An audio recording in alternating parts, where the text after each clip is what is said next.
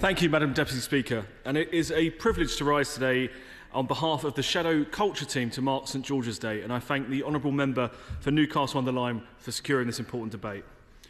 With St George in my heart, keep me English. With St George in my heart, I pray. With St George in my heart, keep me English till my dying day. Madam Deputy Speaker, I am proud to be English, and so should we all. Far from just being a nation of shopkeepers, as wrongly claimed, England's accomplishments are vast. We've given so much to the world, from the writings of Shakespeare to football, rugby and cricket, to parliamentary democracy itself in this mother of all parliaments. England's history is one of heroes and bravery, of Nelson, Wellington, Churchill, of good triumphing over evil, of freedom overcoming tyranny, and the sacrifices of the greatest generation which we rightly celebrate this week for VE Day 80 years on, and we give thanks to our incredible armed forces serving today. We Conservatives are not ashamed to celebrate England's long and storied history, to remind the world that England is not a sleeping lion, but a proud and great nation ready to roar again. England's culture is living, breathing and shaped by the people who have called this green and pleasant land home in time gone by and by all of us today. We should never take that inheritance for granted, Madam Deputy Speaker. Culture matters. It binds us together, gives us a common identity and pride, and it provides the foundations for our civic life. Madam Deputy Speaker, I'm sure you will agree with me that one of the most important roles of every government is to protect and promote the cultural fabric of our nation. St George is more than a figure of legend. He represents ideals as our patron saint that are deeply woven into the English character: courage, service and honour. His story has inspired generations to stand firm in defence of what is right, and it remains a powerful symbol of national unity and Christian faith. Those values and his inspiration were exemplified by those we commemorate throughout this week with our VE Day celebrations nationwide.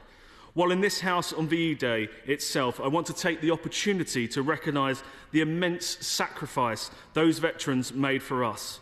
Madam Deputy Speaker, for our tomorrow, they gave their today. Their courage, their service and duty must inspire us all in this House. And I'm very proud as an uncle that my 7-year-old niece took my great-grandfather Jack and my great-uncle Bill's medals to her school today for their party they had in school. And with your permission, Madam Deputy Speaker, I would like to quote Winston Churchill's words 80 years ago today. "We were the first in this ancient land to draw the sword against tyranny. After a while, we were left all alone against the most tremendous military power that has been seen. But every man, woman and child in this country had no thought of quitting the struggle. This is not victory of a party or of any class. It is a victory of the great British nation as a whole." Madam Deputy Speaker, I'm sure that every member will have seen how these values are preserved and expressed not only in our institutions, but in our everyday lives, throughout our history, our traditions, our literature, our music, and in the spirit of local communities around the country. We must make sure that English culture, both historic and contemporary, is properly supported and celebrated. That means protecting heritage sites, funding grassroots arts, civil society and music, championing English literature in our schools and giving local communities a stronger voice in how their stories are told and preserved. Madam Deputy Speaker, this is not about nostalgia. It is about an enduring national pride. It's about having the confidence to tell England's stories, warts and all, and to teach the next generation that our past is not something to be erased, but something to be understood and learned from. And we must be clear. English identity is not exclusionary. It is inclusive, civic-minded and rooted in shared experience. From the village green to the city high street, from brass bands to bustling markets, English culture thrives in our community, not in Whitehall, but in areas such as my home of Bexley and in every town and city across our great country. In this House, we rightly celebrate the union of our United Kingdom, but England, with its unique blends of peoples, cultures and voices, must never ever be taken for granted. So in this St George's Day debate, we on this side will continue to proudly fly the flag, not just for tradition's sake, but for what it represents, an England that is resilient, creative and confident in its future. Let us therefore support and invest in the cultural life of our nation, not only for the obvious economic return, but because our culture is the heart of our nation and we should be proud of it, every field, every hedgerow.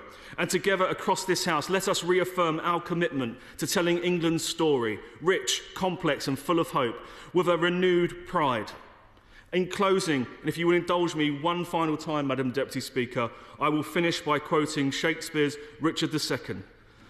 This royal throne of kings, the sceptre's isle, the earth of majesty, this seat of Mars, this other Eden, demi-paradise, this fortress built by nature for herself, this blessed plot, this earth, this realm, this England.